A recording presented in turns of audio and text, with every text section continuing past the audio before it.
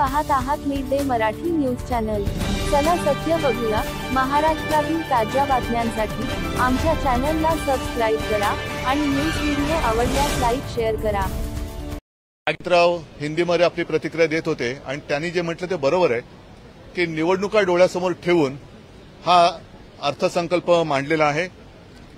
काल परवाकडेच राज्यातल्या काही जिल्ह्यांना अवकाळीचा फटका जसा बसला तसं महाराष्ट्रातल्या संकटात सापडलेल्या शेतकऱ्यांना आणि एकूणच महाराष्ट्राला या घोषणांच्या पावसाचा अवकाळी पावसांचा फटका बसेल की काय अशी भीती आहे। याचं कारण असं विकास योजनांच्या नावाखाली लाखो करोडो रुपयांच्या योजनांची घोषणा झालेली आहे। प्रत्यक्षात मात्र शेतकरी जो एक आक्रोश करतोय त्या शेतकऱ्याच्या पदरात काहीच पडलेलं नाहीये। आणि या सरकारचा गेल्या 1.5-2 वर्षाचा कारभार आपण पाहिलात तर विशेषतः मी मुंबईपुरतं जरी बोललो तरी मुंबईमध्ये रस्ते घोटाळा आहे, आणखीन काही सगळे घोटाळे आहेत।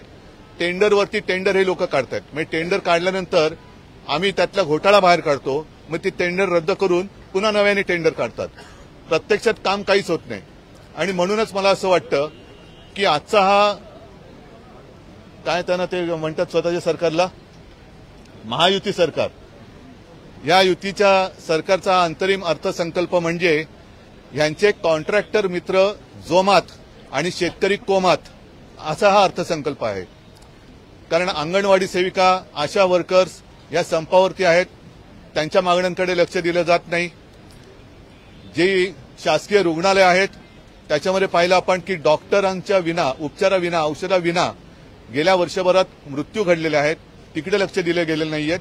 पण नवीन शासकीय विद्यालय, नवीन हॉस्पिटल, बेड्स वाढवणार या अशा काही ज्या घोषणा आहेत त्या बघितल्यानंतर नवीन रस्त्यांच्या घोषणा, पहिल्या ज्या घोषणा आहेत त्यांचं काय झालं याचा पाठपुरावा कुठेच दिसत नाहीये। मात्र नवीन घोषणा करायच्या आणि मृगजळाचा पाठलाग करायला लावायचं असं ह्या एक सरकारचं धोरण दिसतंय। जो बजट पेश किया गया है, कौन सी ऐसी नई घोषणा है जो लगता है कि ध्यान में रखते हुए मराठी में एक पहले मराठी में बात करता हूँ। नाही, मराठी भाषणाबद्दल उल्लेख तसा केला गेलेला नाहीये। शिवरायाच्या गडकिल्ल्यांबद्दल जे आम्ही धोरण घेतलं होतं त्याचाच त्यांनी पुनरुच्चार केला। मात्र वाजत गाजत माननीय पंतप्रधान मोदीजींच्या हस्ते जे शिवस्मारकाचं जलपूजन झालं होतं ते कधी पूर्ण होणार याची गॅरंटी कोणीच घेत नाहीये, कारण त्याचं जलपूजन हे मोदीजींच्या हस्ते झालेलं, पण ते पूर्ण करण्याची गॅरंटी कोण घेणार त्याच्याबद्दल एक अक्षर सुद्धा नाहीये। नव्यान म्हणजे पुढचं पाठचं सपाट असा अर्थसंकल्प आहे की काय? जरांगे पाटलांवर एसआयटी लावण्यात आलेली आहे आणि जरांगे पाटलांचे बोलणी ते ध्वनी हे उद्धव ठाकरे, शरद पवार आणि राजेश टोपे आहेत असे आरोप केले गेले आहेत। कोणी केलेत? सत्ताधारी पक्ष। नाही, म्हणजे कोण? व्यक्ती सांगा ना, भाजपच्या काही आमदारांनी। म्हणजे कोण? बघा, याच्यासाठी मला असं वाटतं की हे अत्यंत निर्गुणा प्रकार आहे। ज्या वेळेला जरांगे पाटील आंदोलनाला बसले होते त्या काळामध्ये, म्हणजे आपलं 1 ऑगस्ट होतं ना आपलं इंडिया बैठक झाली, त्याच दिवशी त्याच्या संध्याकाळी त्यांच्यावरती निर्गुण लाठी हल्ला झाला, अश्रुधूर सोडले, छरांच्या बंदुका सुद्धा त्यांच्या सुद्धा गोळ्या झाडल्या गेल्या होत्या। पवार साहेब स्वतः गेले होते, मी सुद्धा गेलो होतो, महिलांची डोकी फोडली होती। संपूर्ण म्हणजे जणू काय हे अतिरेकी घुसलेत अशा पद्धतीने त्यांना वागवलं गेलं।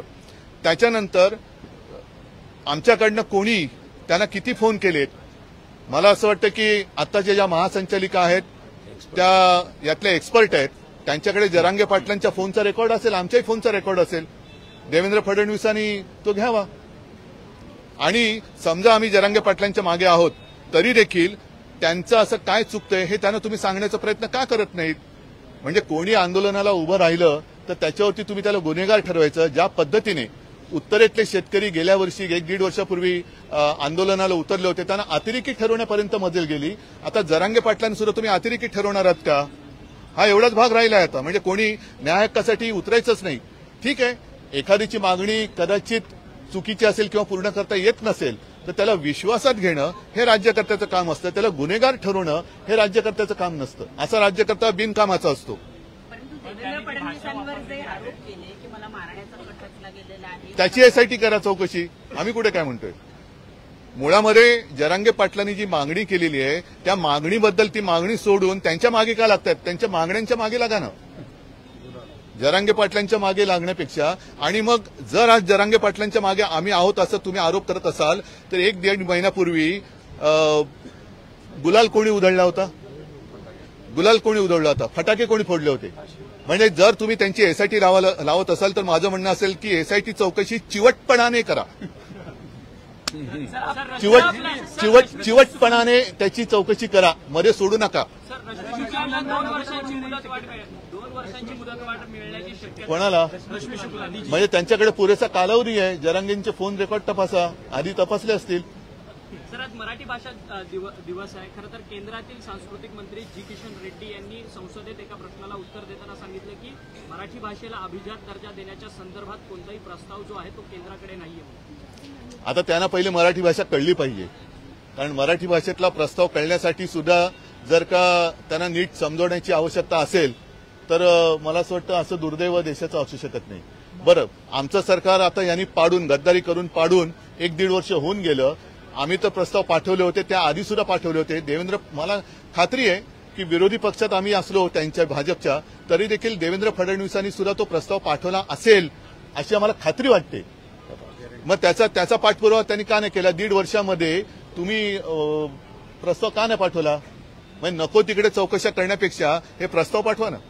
सर, हिंदी में जानना चाहेंगे आज का जो बजट पेश हुआ? नहीं, आज का बजट जो है वो जैसे मैंने कहा कि सिर्फ चुनाव को सामने देखते हुए उन्होंने घोषणा की है. पिछले साल जो कुछ किया था उन्होंने अर्थसंकल्प, उसका क्या हो गया? उसके बारे में कुछ सामने नहीं आया. छत्रपति शिवाजी महाराज जी का जो स्मारक समुद्र में बनाने के लिए स्वयं मोदी जी आए थे, उनके हाथों से जल पूजन हुआ था.